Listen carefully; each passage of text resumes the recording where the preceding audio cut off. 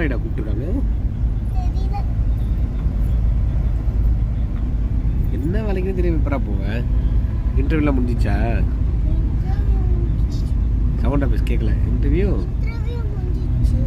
எவ்வளோ சேலரி சொன்னாங்க? ஒரு நாளைக்கு ஒரு மாதத்துக்கா?